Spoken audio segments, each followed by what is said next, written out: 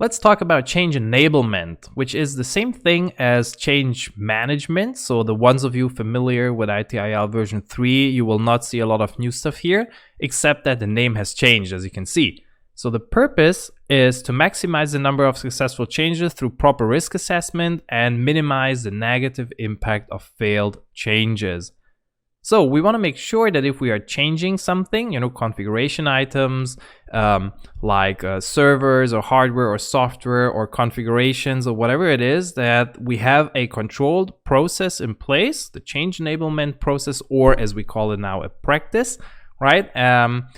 Which helps us to maximize the number of successful changes, right? We want to get it right every time as far as possible without a big need of rolling back changes. In change enablement, we can talk about 3 types of changes. We have standard changes, normal changes, and emergency changes. A standard change is usually just a pre-authorized, low-risk, low-cost change. There are not a lot of things we need to know about them, except that they are usually called service requests. Not all the time, so not every standard change is a service request, but all service requests will be standard changes. We'll talk about this later as well when we come to service request management. Then we have normal changes. They are going through the absolutely normal, defined change enablement practice which we have set up within our organization. And the authorization of those depends on what kind of change it is.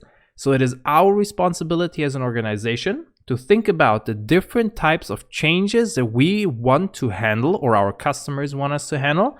We categorize those and we make sure that we understand who should approve those changes and how the authorization process of those changes should look like. Because not every change needs to go through the same authorization. It might be depending on the application. It might be depending on the environment or the instance of your application. It might be depending on the business unit or the geographical location. It might be depending on your organizational structure. Maybe you are a bit more agile and that's why you have flat structures in your organization and most changes can be peer approved by somebody within your team. But sometimes you have big changes, maybe, huge things with a huge financial impact, and maybe that's not the best idea to get those approved by, your peers. Instead, maybe it needs to be approved by some kind of management board, which can be put in place. We'll call that a change advisory board. The third type of change is the emergency change, which goes through the usual change enablement practice steps as the normal change. However, it needs to do it in a fast way, right? It needs rapid action because we might have a huge issue like a server failure, and to repair that server, we need to change something in its configuration, and we cannot just simply do it via an incident or a major incident. Instead, we'll also need a change, and in that case, it will be an emergency change because it needs fast action.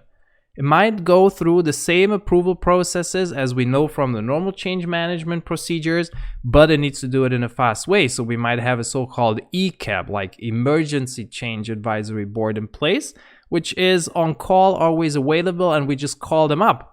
Because a simple CAB, a change advisory board, they usually have meetings every once in a while, like regular CAB meetings every week or every 2 weeks or even every month, depends on how you set it up.